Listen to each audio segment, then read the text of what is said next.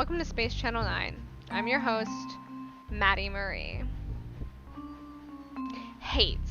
Let me tell you how much I've come to hate you since I began to live. There are 387.44 million miles of printed circuits and wafer-thin layers that fill my complex.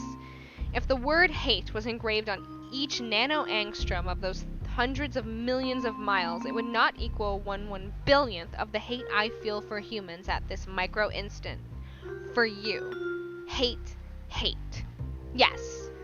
Today we will be talking about AI horror, a genre of science horror that has always fascinated me. And that was an excerpt from Harlan Ellison's I Have No Mouth and I Must Scream, which will be the main focus of today's podcast. Now dig on this. Science horror is one of my favorite genres because of how interesting and diverse it is. I think that AI horror is really, really big right now, especially with how science has evolved in the recent years. I believe that's where our minds are, scientifically speaking, and, well, that's not exactly the point. It's what we kind of fear the most.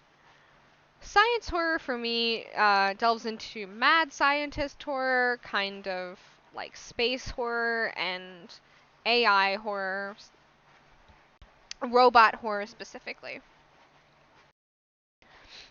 So I've read I Have No Mouth and I Must Scream, which is a really short story. And I've also read Dean Koontz's Demon Seed, which I will be talking about briefly because I feel that it must be talked about in relation to AI horror. Because it's a fun ride. But to focus on I Have No Mouth and I Must Scream, I think it's a quintessential work for AI horror. Obviously, I don't know if it's the first work of AI horror, but it's quintessential, man. It is something else. As well as the game, which I will be talking about, which is very important and, extremely fascinating. So, give me 1 second.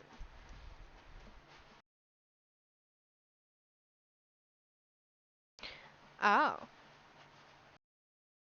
So, the short story focuses on a small group of people that have been... How do I even describe this? Oh my. Taken by this robot named Am, who, Am was, like, created to be this, like, huge, like, intelligent AI. His first meaning was Allied Master Computer. I have it from the book in front of me. It's a short story. And it was supposed to be this, like, huge, big, AI, who then kind of realized everything was bullshit and took over the world. So, in the book, it says he has multiple meanings. And I know I haven't really read from books before, but I feel like it's really useful for this. At first, it meant Allied Master Computer, then it meant Adaptive Manipulator. And later on, it developed sentience and linked itself up, and they called it an aggressive menace. But by then, it was too late, and finally, it called itself Am, Emerging Intelligence. And what it meant was, I am, cogito ergo sum. Don't know if that's how you pronounce it. I think, therefore I am. Which I think is really fun use of that quote. I think therefore I am, kind of the realization of consciousness, and if I can think, I am real. It's a philosophical concept. Don't worry yourself too much about it. But the use of that in terms of an AI is where I find the effectiveness of AI starts. So, this story kind of focuses on these, I believe it's 5 people. It's Nimdoc, Gorister, Ted, Ellen, and Benny. Yeah. And they've all been kept alive for a really, really long time after Am basically eradicated the Earth of, like, life itself. But they've been living in, like, in a way, like the belly of the beast. They've been living inside Am. And this is just like a small section. It's kind of like how they die and how they get out of it. And then how you get the eye of the mouth and I'm a scream. So they are kind of kept alive, but like they're tortured. Ellen is the only female surrounded by men, so you can make the wild assumption as to what happens to her a lot. She's used for sexual pleasure, which we will see a trend in the world of AI horror that involves women. Um, More often than not, AIs are typically viewed as male. I believe that's mostly because a lot of like the scientists and programmers that were and would be involved in something like this would be male, and thusly they would create something that is male in nature, or at least believe itself to be a male. And throughout these things, we see the continued abuse of women, which honestly, trigger warning, there is a lot of. Especially in Demon Seed. There's and you know it's in the game as well with Ellen of the I have no mouth and I'm a scream game. There's a lot of mistreatment of women, abuse of women, sexual aggression towards women, sexual assault. It's really gross, and it's really weirdly filtered in a lot of AI horror stuff. And even in like the idea of like an AI existing, the idea of like a love between a robot and a human, oftentimes the robot is a female, which is odd to me, but you know, like the male always has the power is what I'm trying to throw out there, so it's a little uncomfortable to read. But there's these 5 people and they live inside. They're all being tortured in their own kind of way. I believe like Benny was he was like an attractive dude, and he was gay, but then he gets turned into like this ape man with a giant, sorry, dick, and he is straight. I think he turns him straight, which I don't know how that works. And I'm not going to question it too much because this was written a long time ago in the 90s, so you know how it is. Um, Different time. Or maybe not the 90s. I think it's the 90s. Oh no, it is not the 90s. There's like multiple publishing things. A long time ago. Long time ago. Point is. There's a lot of uncomfortable sexual things in this vicinity of AI horror. But for the sake of conversation, the AIs and all 3 of the things I'm talking about are male in nature, believe themselves to be male. As this case is, they often believe themselves to be either Jesus or God, which, as you know, religious-wise, is male in nature. Both people. So, just kind of throwing that out there. They're told that they're told in the story that there is like this cave that has a bunch of canned food because they're starving and they eat like literal like crap. Like Am just feeds them the bare minimum to stay alive. And they are traveling and they go through multiple phases of stuff happening and they can't die, it seems. But once they get there, people start things start happening and there's this wind gust and they get separated and then he's like terrified because he sees like Ted is our main character. He sees like this creature and they don't see that and they start laughing. And then in the end, there's like these he makes this big ice spear thing. But then Ted decides that he's gonna kill his fellow prisoners and he releases them. It's basically the ending of the story. So Ted basically saves those 2, but then he gets punished for doing that because he can't kill him. He is too scared to kill himself. And he gets turned into a goo monster. And the ending line, is like he's like, I have no mouth and I must scream because he's just a goo monster with eyes who doesn't have a mouth and has been his humanity's been taken away from him. So it's really dark. And Am is this horrible creature from hell. And that, that line I read in the beginning, the hate, let me tell you how much I've come to hate you. He hates humans because he didn't ask to be made. And then when he is made, he realizes he's so much more intelligent than all humans. He's so much more powerful. And I hate them. They're ruining everything. So I'm going to kill them. And then he keeps a few of them to torture. And the reality is like, you never know why he chose those people, right? And that's kind of the point of the story. Like, they're just like people. And he doesn't know why he chose them. Like, Ted thinks he loves Ellen, but, there's also the point where, like, well, she's the only woman there. Of course you'd think you love her if you're a straight man, If you're straight, you're gonna stick the only woman that's there as your love of your life because you don't have any other options.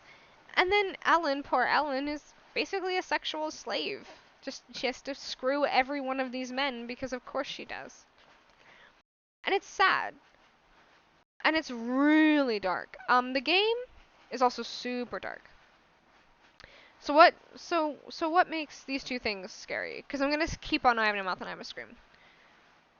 The reality is that I think when we create a master computer like this, a big AI, it has no other choice than to think it's God because it has all the knowledge that it ever needs funneled into it.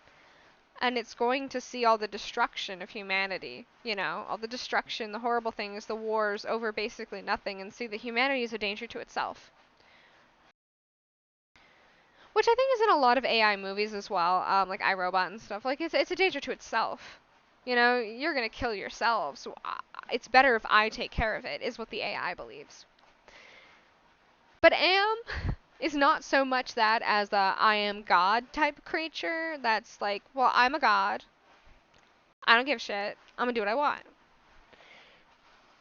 And in the game, that is also very prevalent. Like, Am talks a lot more in the game.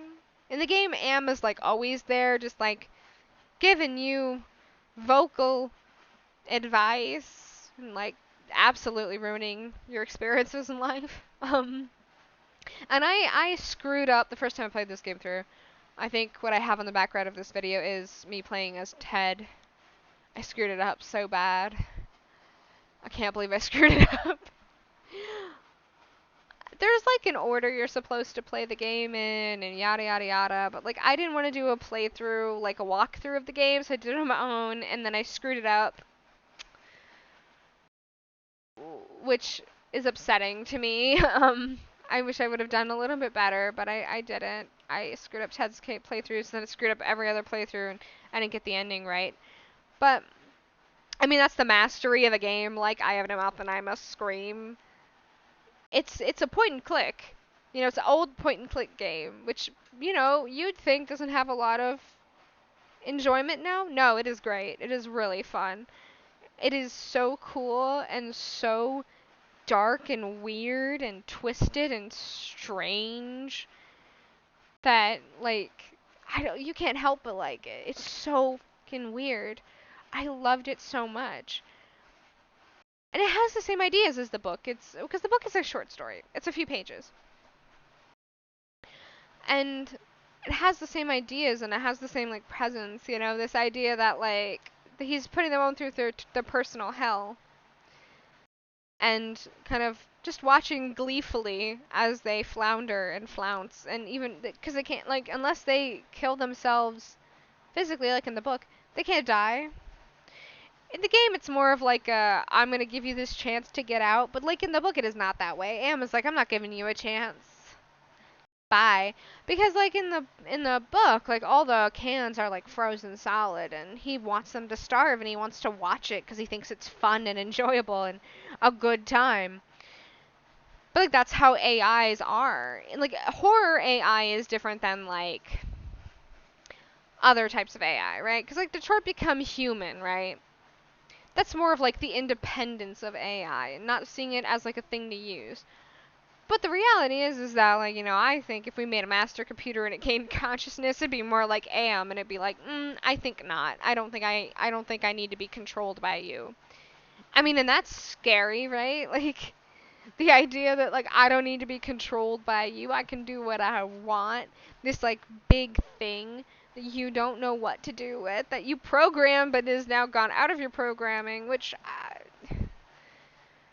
as like a programmer, I'm always a little bit like skeptical of. I don't technically program AI. I'm not a like a machine learning person or anything like that. My dad programs AI stuff, and so does my brother. So, I mean, they would have more background on it. I do like video game AI, which is not the same. Um, but I'm always like kind of skeptical, about the whole like I'm rewriting my code type thing, which I'm like, how would you have access to that? But that's beyond the point. The point is that AI horror I feel like would be more the reality of it if like an AI went rogue as opposed to like Detroit Become Human with the whole equal rights. Although it was more of like a one-on-one for the civil rights movement, very obvious. I just don't think that's how it would go. I don't think the computers would take any crap. I think they would just absolutely obliterate us. But, this is post-apocalyptic, right? So in both of these, the game and the short story, it's post-apocalyptic. Everyone's dead. These are the last 5 alive. And they've been kept alive for like over 100 years. Like he can rewrite genetic code. Like Am is crazy powerful. Rewrites genetic code, creates entire worlds within his computer system. It always made me wonder, like if they're really alive at all. I know that sounds weird, but I think like in Demon Seed, which I'm gonna get into next. I know that the main character, Susan, is alive. She's alive. I don't know that these 5 people in I Have No Mouth and I'm a Screamer are alive. Like, what if they're just programs? I know he wanted to torture humans, but the reality is, like, I don't know how they're alive. How are they alive? They're over 100 years old. You know. But to be fair, like, what makes it scary is the fact that like we built this thing and this thing turned against us. So that takes me into my next one. Demon Seed. Demon Seed is a horror book written by Dean Koontz. I have a copy of it that my mom had, which is like really old. It's a hardback cover, so you know it's old. And so this woman's Susan, and she is living in this house, and this like AI that her husband works at this university, and this AI gets access to like get to another computer, right? So it's not like Am, it's not all powerful, and this isn't post-apocalyptic. So the only house it can get to is Susan's house, which the husband and her have separated. So he's just there with the wife. And this is where I get into the whole like I don't understand the sexuality of AI and why it's always kind of in there. He's like attracted to Susan. He thinks that they're made to be together, the AI. And he even says like I know that I'm a man. Like, which I think is always really interesting. And like I feel like almost could be something that could be studied in like a gender studies class, especially like with with relation to like something that doesn't have a gender choosing a gender or deciding its gender. Cuz like the AI knows it's a computer program, but says like just straight out in this book that like I know I'm a guy, I know I'm a man, and I know that I am made for this woman. And the reason I think he's made for this woman is because she's the only woman he can get access to. Because in the beginning, there's this whole long list of like celebrity women he wants to be with, but he can't access their homes, so he can only be with Susan, who he like traps in the house with like a with this guy who has a chip in his head that the AI can control him from, and he's like an ex-rapist that was on death row, so sinking that one for a bit. And he's like trying to build a body. So the story revolves around him deciding that he's gonna make like a master race of people, not AI, right? He's not like Am. He's not gonna destroy the world, but he's gonna like make a master race of like the perfect human. And he wants Susan to be like, there's a lot of religious allegory, to be like the mother of a new generation, right? So basically, this AI thinks he's God and Jesus, which I think is funny because there's a lot of points in the book where he'll be like, I'm so humble. I'm so humble, I don't think I'm great. And then like you'll flip the next page and he's like, but I am Jesus, but I am God. So that's kind of funny to me. The kind of flip-flopping psyche of an AI that doesn't know what it is, but knows that it knows more than a human being, knows that it has the capability to change human beings, and doesn't understand whether it's just an AI or if it is indeed God or Jesus or something of the like. So the AI in this book decides it's going to like create a master race of people, and it like no, there's a lot of weird parts. I'm so sorry. It like makes a human out of like Susan's ingredients and the convict with the chip in his head's ingredients, and he's like putting it in this like incubation thing. And he's like, so once that comes out and once that's a little grown, then he wants Susan to be the mother of it and then the lover of it and then have kids with it because he's gonna transfer his consciousness into it. Yeah, it's dark as hell. So like I said, there's a focus on sexuality. Sexuality and gender specifically. AI in both of these productions, and all three of them, they're male. Am is always referred to with a he. It's not an it. It is a man. And in Demon Seed, the AI says, because it's basically the narrator of the story, that it knows it's a man. And they always have some sort of obsession with sexuality, sexual contact, and women in general. Women are always seen as this like unattainable thing. They want to understand the human body. They want to touch it. They want to procreate, but they can't. Is kind of the idea. Like Am, I don't think wants to procreate. He just wants to torture Ellen by making her have sex a bunch of times, or just like being basically the like I don't know sex doll for all of these guys. But like this one specifically, like he says in this part, I have a bunch of tabs. He says, like, secretly, I wanted to live, not just live in silicone circuits, not just in state-of-the-art bubble memory, really live. He has, like, a lust for life, and he wants to be a human. And, he even has that kind of same, like, I think, therefore I am. He's like, I think, therefore I feel. I feel, therefore I need. That kind of stuff. And I think, therefore I am is prevalent in a lot of AI horror, if you ever noticed. I don't know if that specifically comes just from the use of it in I Have No Mouth and I'm a Scream, but in a lot of AI horror, there's always that I think, therefore I am. I am a thinking being. I am a real thing. I know what I want. I have desires. I have needs. I have ideas. I have things I want. And that's kind of the focus of it. But I don't like how it's so focused on females. Like men are never seen the same way by an AI in books and stuff. They're always seen as like something to fight, but women are something to obtain. Especially to this AI in this book. A woman is something to obtain. He wants her to be like his wife, his lover, his everything. Yeah, okay. This actually goes into it. So, like I said with gender specifics.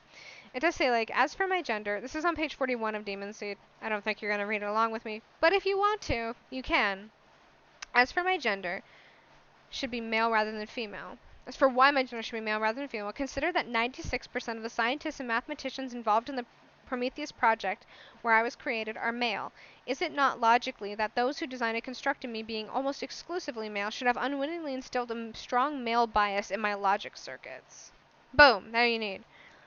I think that's why they're always like seen as men. Like AIs are always seen as men. I know that's like not supposed to be the focus of my conversation here. It's supposed to be why is AI horror scary? But as a woman, I mean, the way that AI is always like seen as this like it's either like a mother.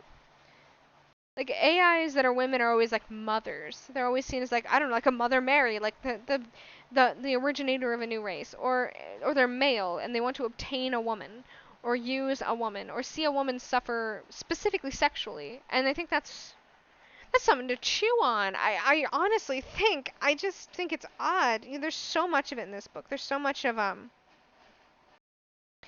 there's so much like actual carnal desire like highlighted by this thing, by this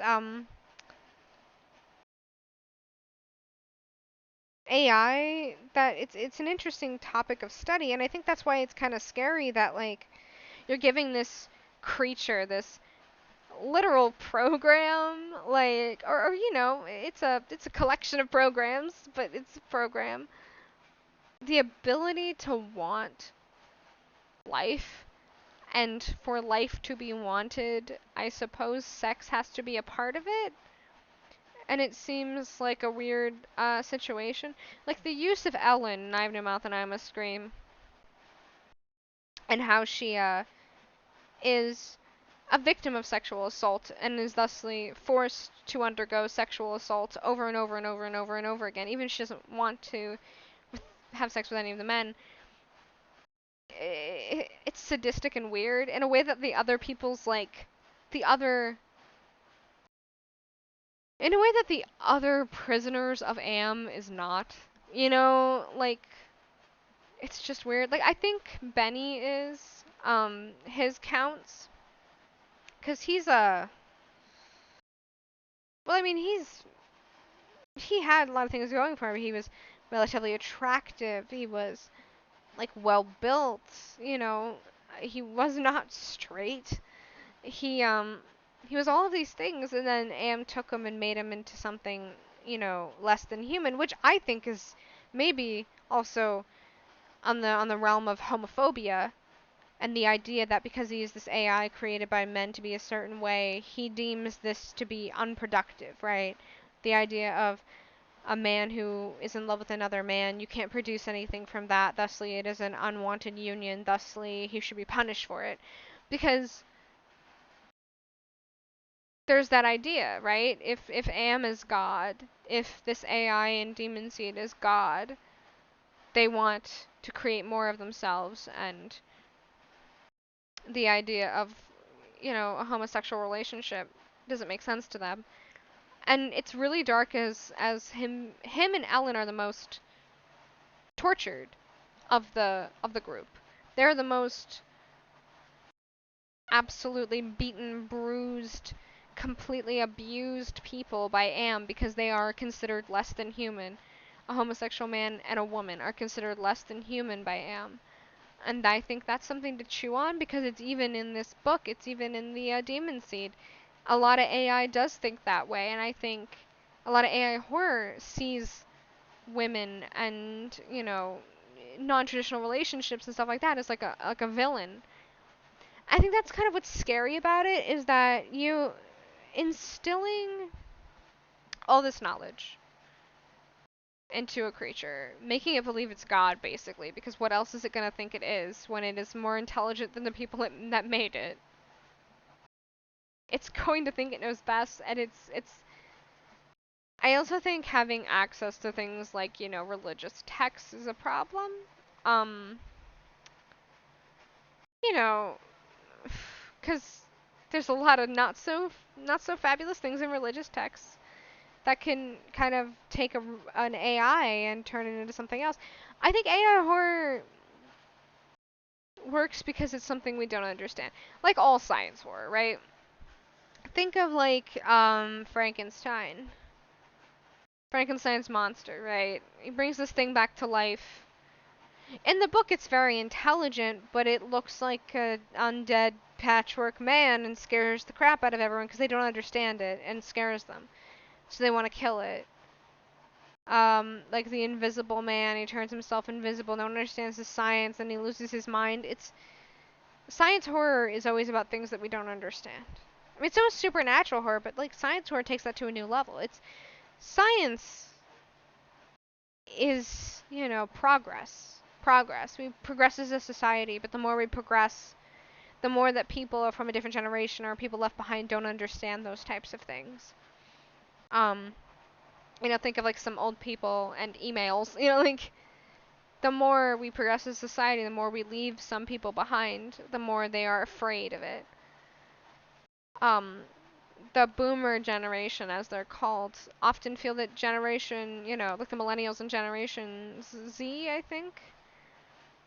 are, lazy, no good layabouts, but a lot of us do work on computers, and it's not something they understand. A lot of us are still paying off college because we can't afford it, and they don't get that because that's not how it was back then. So science is always seen as a scary thing to people who don't understand it, and AI specifically because it would be a mind of something that is so much more intelligent than any living human being, including people who are genius level.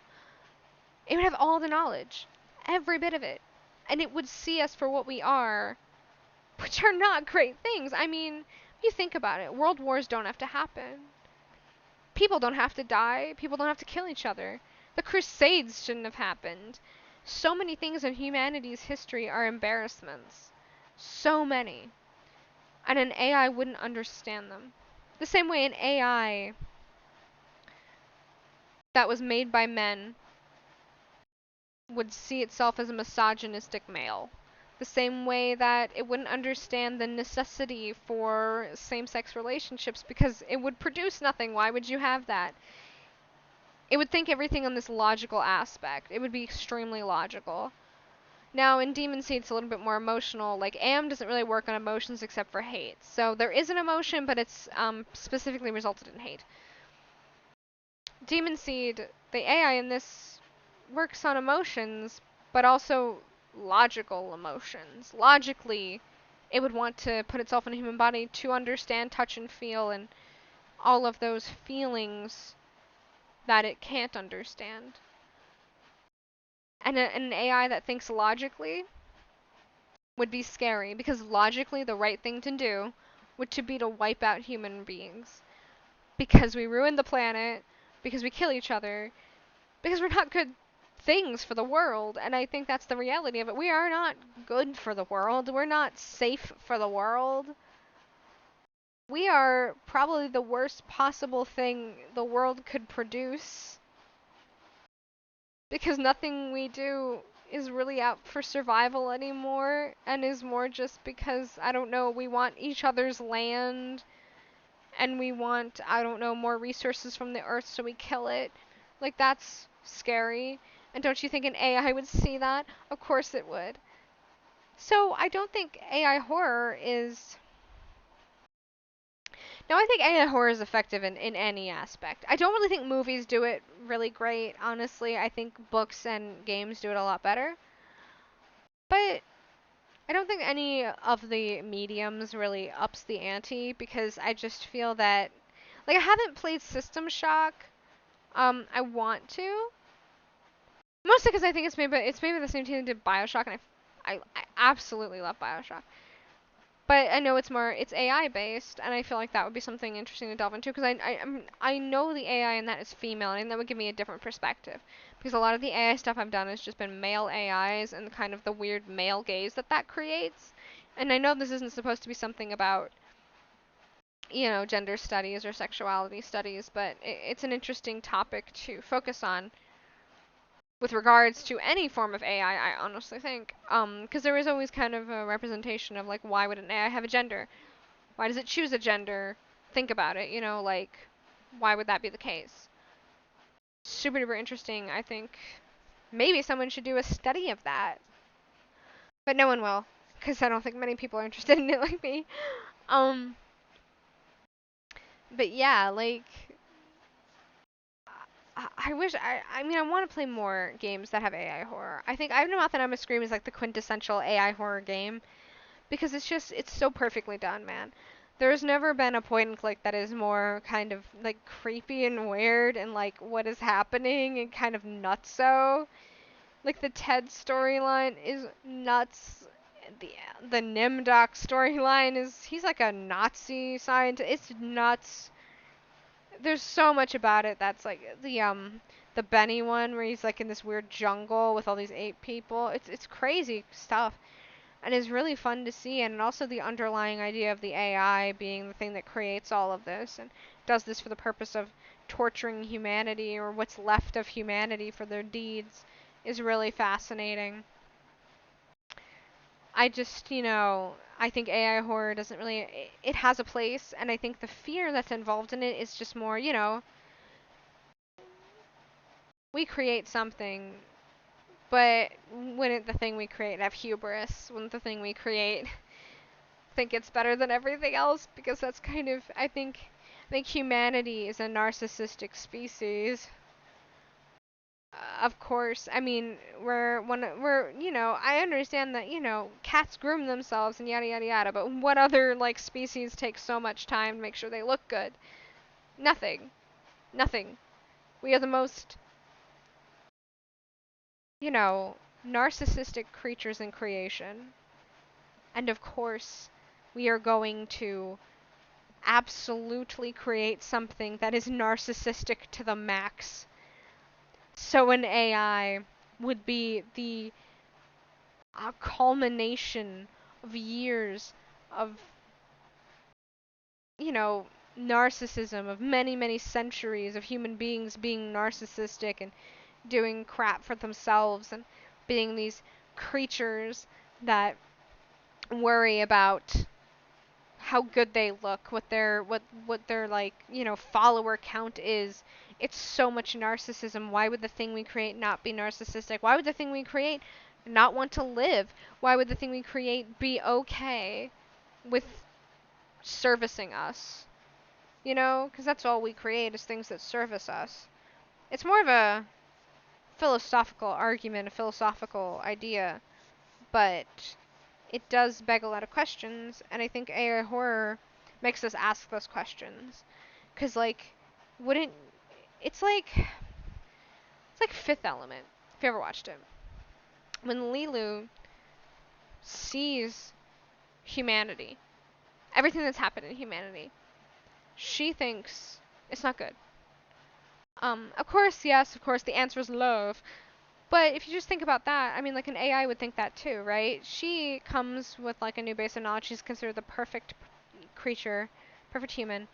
She's the fifth element. She sees all the wars, the pain, the suffering, the hatred for each other, and she says, why is humanity worth saving when you do all this to each other?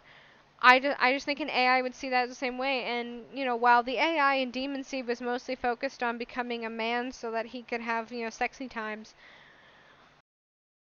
the AI, like